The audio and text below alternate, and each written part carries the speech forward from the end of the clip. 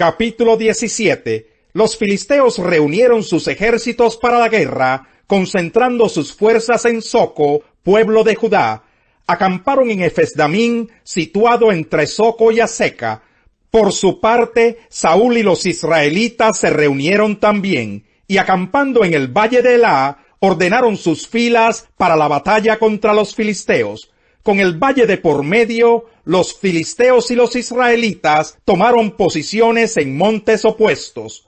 Un famoso guerrero, oriundo de Gat, salió del campamento filisteo.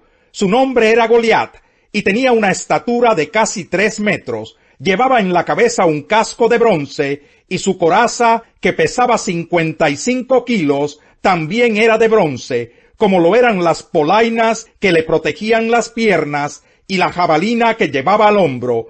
El asta de su lanza se parecía al rodillo de un telar, y tenía una punta de hierro que pesaba casi 7 kilos. Delante de él marchaba un escudero. Goliat se detuvo ante los soldados israelitas y los desafió. ¿Para qué están ordenando sus filas para la batalla? ¿No soy yo un filisteo, y no están ustedes al servicio de Saúl? ¿Por qué no escogen a alguien que se me enfrente? Si es capaz de hacerme frente y matarme, nosotros les serviremos a ustedes. Pero si yo lo venzo y lo mato, ustedes serán nuestros esclavos y nos servirán. Dijo además el filisteo: yo desafío hoy al ejército de Israel. Elijan a un hombre que pelee conmigo. Al oír lo que decía el filisteo, Saúl y todos los israelitas se consternaron y tuvieron mucho miedo. David era hijo de Isaí, un efrateo que vivía en Belén de Judá. En tiempos de Saúl, Isaí era ya de edad muy avanzada y tenía 8 hijos. Sus 3 hijos mayores habían marchado a la guerra con Saúl. El primogénito se llamaba Eliab, el segundo Abinadab, el tercero Sama. Estos 3 habían seguido a Saúl por ser los mayores. David, que era el menor, solía ir a donde estaba Saúl, pero regresaba a Belén para cuidar las ovejas de su padre. El filisteo salía mañana y tarde a desafiar a los israelitas, y así lo estuvo haciendo durante 40 días. Un día, Isaí le dijo a su hijo David: toma esta bolsa de trigo tostado y estos 10 panes, y vete pronto al campamento para dárselos a tus hermanos. Lleva también estos 3 quesos para el jefe del batallón. Averigua cómo les va a tus hermanos y tráeme una prueba de que ellos están bien. Los encontrarás en el valle de Elá con Saúl y todos los soldados israelitas peleando contra los filisteos. David cumplió con las instrucciones de Isaí. Se levantó muy de mañana y después de encargarle el rebaño a un pastor, tomó las provisiones y se puso en camino. Llegó al campamento en el momento en que los soldados, lanzando gritos de guerra, salían a tomar sus posiciones. Los israelitas y los filisteos se alinearon frente a frente.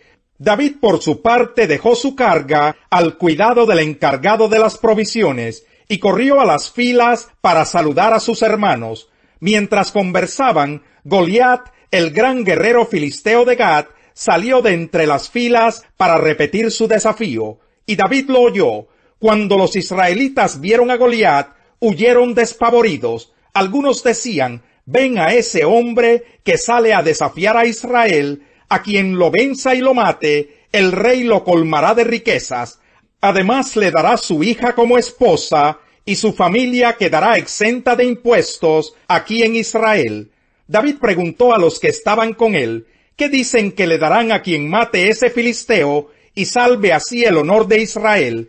¿Quién se cree este filisteo pagano que se atreve a desafiar al ejército del Dios viviente? Al que lo mate, repitieron, se le dará la recompensa anunciada. Eliab, el hermano mayor de David, lo oyó hablar con los hombres y se puso furioso con él. Le reclamó: ¿qué has venido a hacer aquí? ¿Con quién has dejado esas pocas ovejas en el desierto? Yo te conozco, eres un atrevido y malintencionado. Seguro que has venido para ver la batalla. ¿Y ahora qué hice?, protestó David, si apenas he abierto la boca. Apartándose de su hermano, les preguntó a otros, quienes le dijeron lo mismo.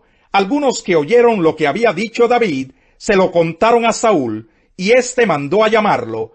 Entonces David le dijo a Saúl: nadie tiene por qué desanimarse a causa de este filisteo. Yo mismo iré a pelear contra él. ¿Cómo vas a pelear tú solo contra este filisteo?, replicó Saúl. No eres más que un muchacho, mientras que él ha sido un guerrero toda la vida. David le respondió: a mí me toca cuidar el rebaño de mi padre. Cuando un león o un oso viene y se lleva una oveja del rebaño, yo lo persigo y lo golpeo hasta que suelta la presa, y si el animal me ataca, lo sigo golpeando hasta matarlo. Si este siervo de su majestad ha matado leones y osos, lo mismo puede hacer con ese filisteo pagano, porque está desafiando al ejército del Dios viviente. El Señor, que me libró de las garras del león y del oso, también me librará del poder de ese filisteo. Anda pues, dijo Saúl, y que el Señor te acompañe. Luego Saúl vistió a David con su uniforme de campaña, le entregó también un casco de bronce y le puso una coraza. David se ciñó la espada sobre la armadura e intentó caminar, pero no pudo porque no estaba acostumbrado. No puedo andar con todo esto, le dijo a Saúl, no estoy entrenado para ello. De modo que se quitó todo aquello, tomó su bastón, fue al río a recoger 5 piedras lisas y las metió en su bolsa de pastor. Luego, honda en mano, se acercó al filisteo. Este, por su parte, también avanzaba hacia David detrás de su escudero. Le echó una mirada a David y al darse cuenta de que era apenas un muchacho, trigueño y buen mozo, con desprecio le dijo: ¿soy acaso un perro para que vengas a atacarme con palos? Y maldiciendo a David en nombre de sus dioses, añadió: ven acá, que les voy a echar tu carne a las aves del cielo y a las fieras del campo. David le contestó: tú vienes contra mí con espada, lanza y jabalina, pero yo vengo a ti en el nombre del Señor Todopoderoso, el Dios de los ejércitos de Israel, a los que has desafiado. Hoy mismo el Señor te entregará en mis manos, y yo te mataré y te cortaré la cabeza. Hoy mismo echaré los cadáveres del ejército filisteo a las aves del cielo y a las fieras del campo, y todo el mundo sabrá que hay un Dios en Israel. Todos los que están aquí reconocerán que el Señor salva sin necesidad de espada ni de lanza. La batalla es del Señor, y Él los entregará a ustedes en nuestras manos. En cuanto el filisteo avanzó para acercarse a David y enfrentarse con él, también éste corrió rápidamente hacia la línea de batalla para hacerle frente. Metiendo la mano en su bolsa, sacó una piedra, y con la honda se la lanzó al filisteo, hiriéndolo en la frente. Con la piedra incrustada entre ceja y ceja, el filisteo cayó de bruces al suelo. Así fue como David triunfó sobre el filisteo.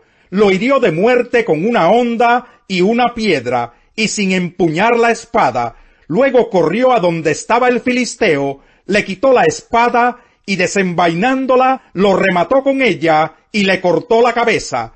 Cuando los filisteos vieron que su héroe había muerto, salieron corriendo. Entonces los soldados de Israel y de Judá, dando gritos de guerra, se lanzaron contra ellos y los persiguieron hasta la entrada de Gad y hasta las puertas de Ecrón.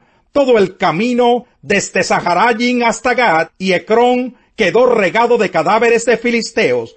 Cuando los israelitas dejaron de perseguir a los filisteos, regresaron para saquearles el campamento. Luego David tomó la cabeza de Goliat y la llevó a Jerusalén, pero las armas las guardó en su tienda de campaña. Anteriormente Saúl, al ver a David enfrentarse con el filisteo, le había preguntado a Abner, general de su ejército: Abner, ¿quién es el padre de ese muchacho? Le aseguro, su majestad, que no lo sé.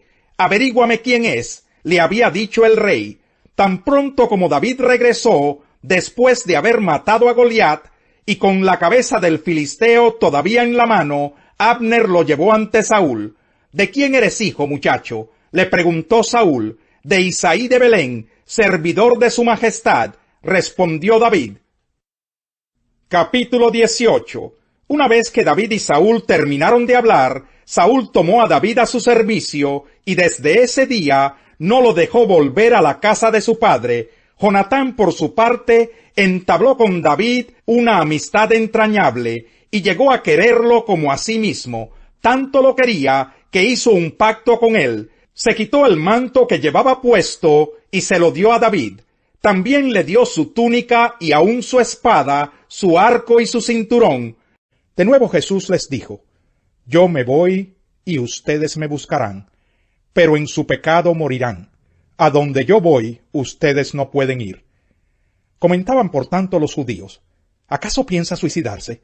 ¿Será por eso que dice: a donde yo voy, ustedes no pueden ir? Ustedes son de aquí abajo, continuó Jesús. Yo soy de allá arriba.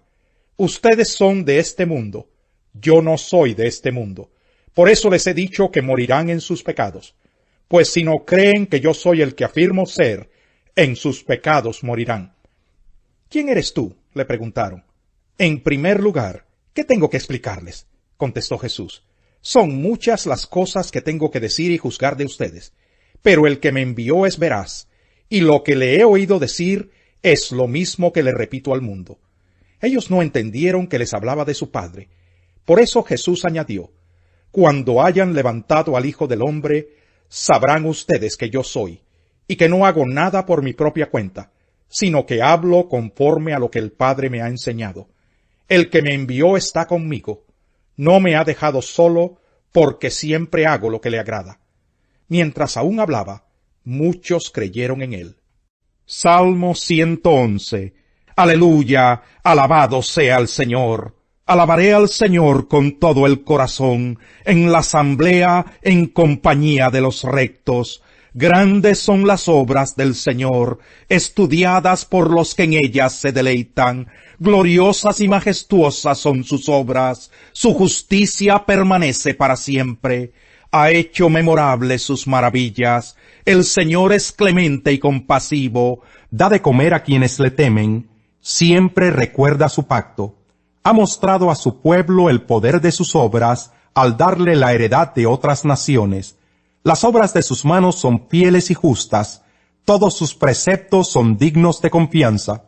Inmutables por los siglos de los siglos, establecidos con fidelidad y rectitud, pagó el precio del rescate de su pueblo y estableció su pacto para siempre.